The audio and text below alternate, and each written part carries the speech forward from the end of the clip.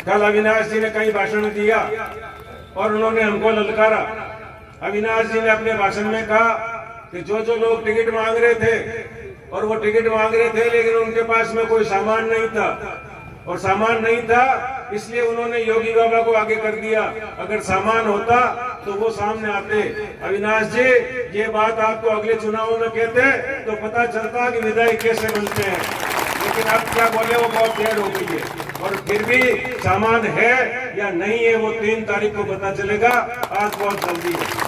मैं यही बात आप लोगों से निवेदन कर रहा हूँ कि आप लोगों को शांति बना के रखना है। हमारे को कोई उकसाने की कोशिश करेंगे, हमारे कार्यकर्ताओं को भड़काने की कोशिश करेंगे, आप लोग शांति से सोशल मीडिया पे हर तरह संयम बरतते हुए, हमारा एक ही ध्येय होना चाहिए कि हमारा जो वोट है वो वोट हमारे रोलर के निशान पर 25 तारीख को योगी राज जी के उसमें लगना चाहिए। आपने जो मान सम्मान दिया, बड़ी शांति से सुना, उसके लिए आप लोगों को बहुत बहुत धन्यवाद। विशेषकर माताओं और बहनों से कहूंगा कि आज तक आप अपनी आदमियों की मानती आई है।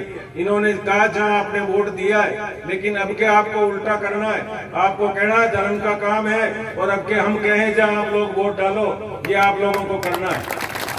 इसी के साथ जय हिंद, जय भारत। सरपंच साहब, भाई देवकरण जी, भाई पुगजी बावरी, सम्मानित मंच और आप काड़ू गांव से पधारे हुए सभी बुजुर्गों, युवा साथियों, माताओं और बहनों,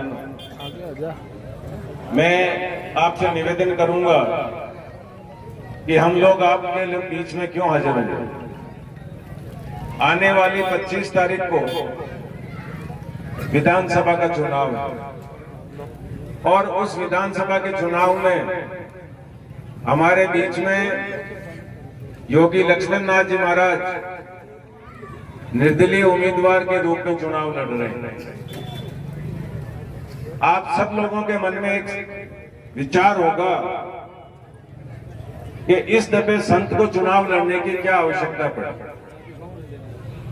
जहां भी आप विराजते होंगे, जहां भी 5-6 आदमी विराजते होंगे, घर में आप लोग बैठ करके बात करते होंगे, तो संत के मन में चुनाव लड़ने की नहीं हुई।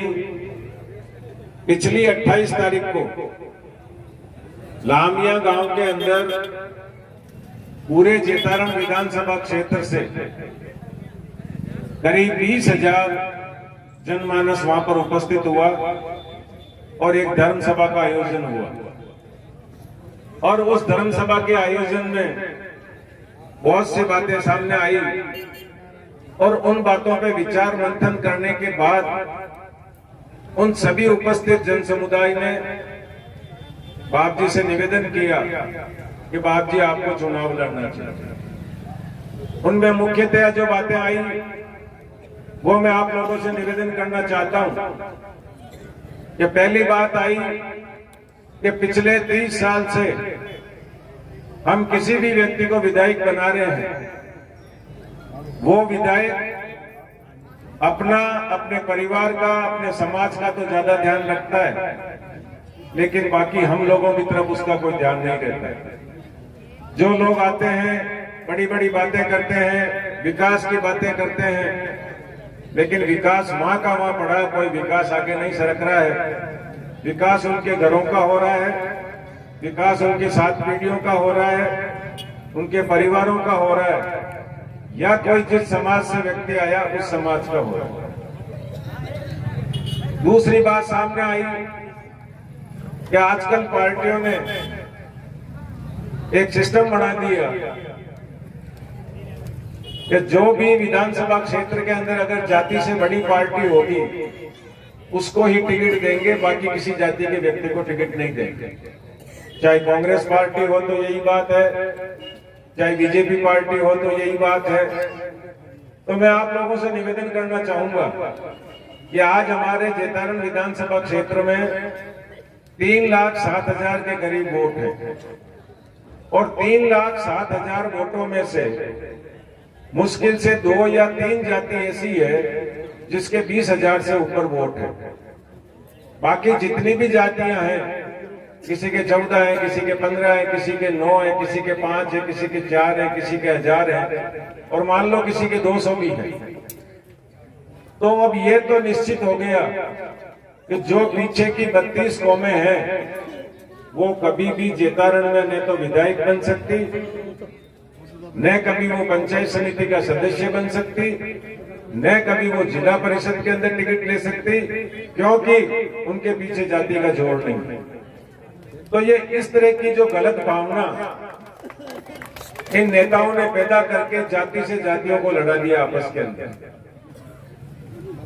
मेरे को अच्छी तरह से याद है कि आज के 43 साल पहले जब मैंने सरपंच का चुनाव लड़ा था कुड़की गांव से, उस समय मेरे समाज के 10 वोट पूरे पंचायत में थे और 1200 वोट बगड़ावत समाज गुजरों के थे। उसके बावजूद भी गुर्जर समाज ने आकर के मुझे सरपंच बनाया और 25 साल तक मैं सरपंच रहा।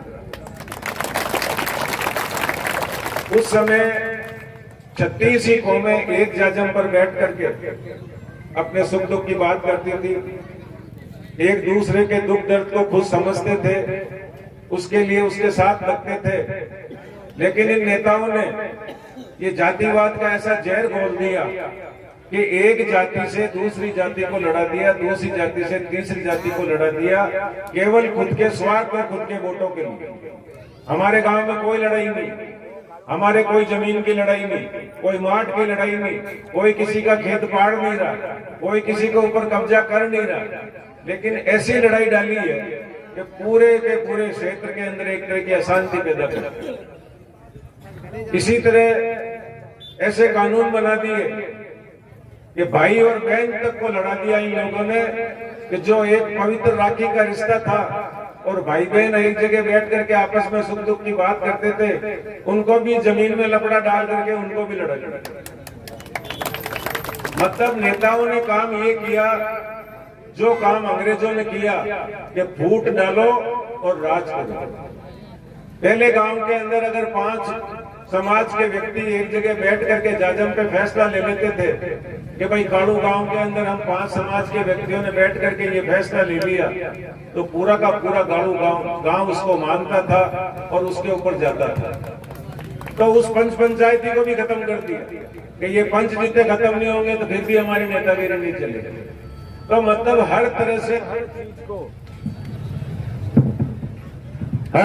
हर चीज को नेताओं ने अपने हाथ में लेकर के हमारे गांवों में एक तरह की अशांति पैदा कर दी, भ्रष्टाचार पैदा कर दिया, भाई भतीजावाद पैदा कर दिया, बहन से भाई को लड़ा दिया।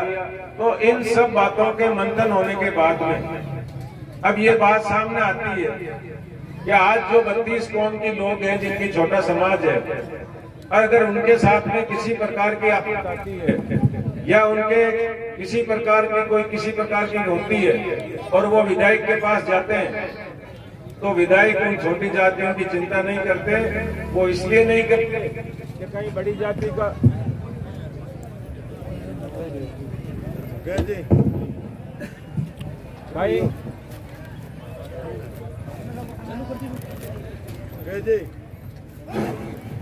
भाई बड़ी जाति वाले हमसे नाराज नहीं हो जाए और उनकी वोटों की वजह से मैं हार जाऊंगा। तो जितनी भी 32 कौम की जातियां हैं उनके साथ भी किसी तरह का दुराचार हो, उनको रो रुआ करके घर में बैठना पड़ता है। और जबकि आज अगर हम हिसाब लगाएं तो हमारे 3 लाख वोटों में से 1.5 लाख वोट उन छोटी जातियों के हैं जिनके 2000, 3000, 5000, 6000 वोट हैं। तो मैं उन लोगों से निवेदन करूंगा कि आप लोगों को आवश्यकता है संगठित होने की, आप लोगों को आवश्यकता है एक संगठित होकर के आपकी ताकत बताने की। अगर आप इसी तरह दरिया बिछाते रहोगे, इसी तरह तालियां पीटते रहोगे, इसी तरह जिंदाबाद के नारे लगाते रहोगे, आपको कोई नहीं पूछेगा। जब आज हर जगह अपनी अपनी ताकत बताने लग गए तो आपको सबको संगठित होकर के, क्योंकि 36 कौम का व्यक्ति आपके बीच में आया है, ये महाराज सिर्फ किसी भी कौम के व्यक्ति नहीं है। संत के कोई कौम नहीं होती है, संत सभी कौम का होता है। अगर संत के आकर के कोई हरिजन का बच्चा भी धोख लगाएगा तो उनको उतना ही आशीर्वाद मिलेगा, और एक ब्राह्मण का बच्चा आकर के धोख लगाएगा तो उसको भी उतना ही आशीर्वाद मिलेगा। आशीर्वाद में कोई कमी नहीं रहेगी। तो इसलिए आपके बीच में इस राजनीतिक घटनाक्रम को चेंज करने के लिए इन नेताओं ने बैठे बैठे आज हम क्या करते हैं, हमने एक बात पकड़ ली कि कांग्रेस वालों को तो हाथ दिखता है, बीजेपी वालों को फूल दिखता है और उसके अलावा कुछ दिखता नहीं है। और हमने क्या किया, हमने विश्वास किया मोदी जी के ऊपर। आदरणीय मोदी जी ने कहा था कि मैं हर विधानसभा क्षेत्र के अंदर सर्वे करवाऊंगा। सर्वे कराने के बाद में जिस व्यक्ति को जनता चाहेगी, चाहे वो किसी भी समाज का व्यक्ति हो, टिकट उसको दूंगा। उन्होंने सर्वे करवाई, हिमाचल से आदमी आए, गुजरात से आदमी आए, महाराष्ट्र से आदमी आए, हरियाणा से आदमी आए और अलग अलग तरह के चैनलों से सर्वे किया। और उस सर्वे में हमारे वर्तमान विधायक को जनता ने नापसंद कर दिया कि साहब इनके कार्यकाल से हम राजी नहीं है। और जब मोदी जी के पास फाइल गई तो उन्होंने स्पष्ट संकेत दे दिया, लेकिन उसके बावजूद भी कुछ लोग ऐसे बैठे हैं जो मोदी जी के नाम पर अपनी दुकानें चलाते हैं। पिछली दफे भी अविनाश जी को उसी हिसाब से टिकट मिला और मेरे ऊपर दबाव डाल करके मेरे को बिठाया गया। इसी दफे उसी हिसाब से अविनाश जी को टिकट मिला और अविनाश जी ने जाकर के व्यवस्था कर दी पाली में और अविनाश जी को टिकट मिल गया।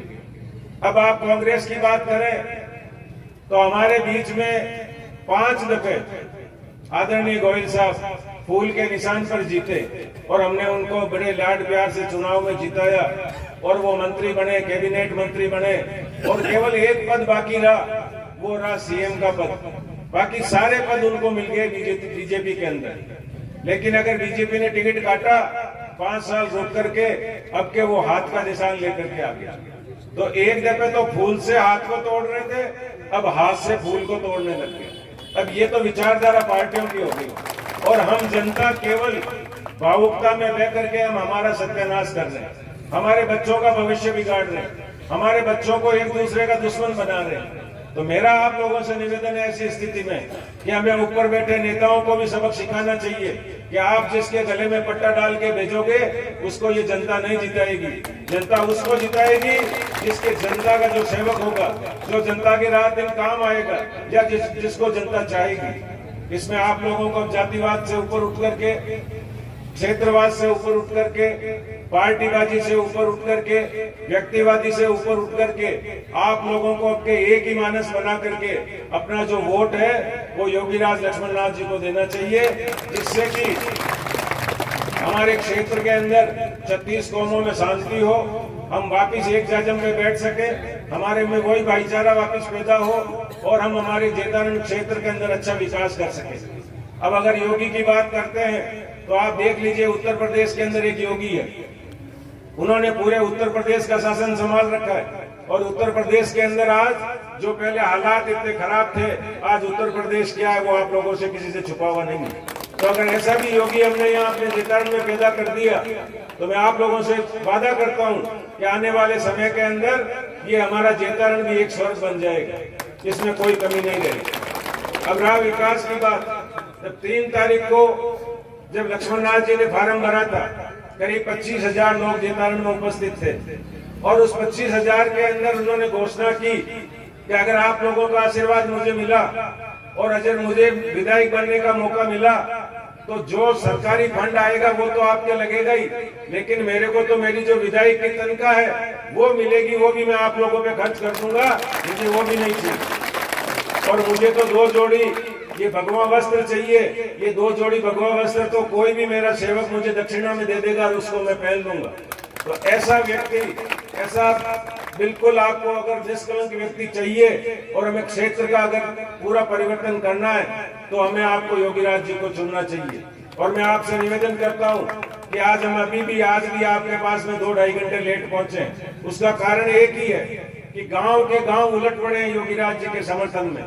कहीं जेसीबीओं से फूल बरसा रहे, कहीं 10-10 जेसीबीओं से फूल बरसा रहे, कहीं 2-2 किलोमीटर बैंड से रेले निकाल रहे हैं और पूरे क्षेत्र के अंदर एक ही लहर चल रही है कि हमें इस दफे जेतारण में परिवर्तन करना है और योगीराज जी को जिताना है। तो कालू की समझदार जनता है, मैं आप लोगों से ज्यादा लंबा बात नहीं करूंगा और यही निवेदन करूंगा कि आप लोग इस दफे हर तरह की स्थिति को छोड़ करके और आप लोगों को योगीराज जी को वोट देना चाहिए।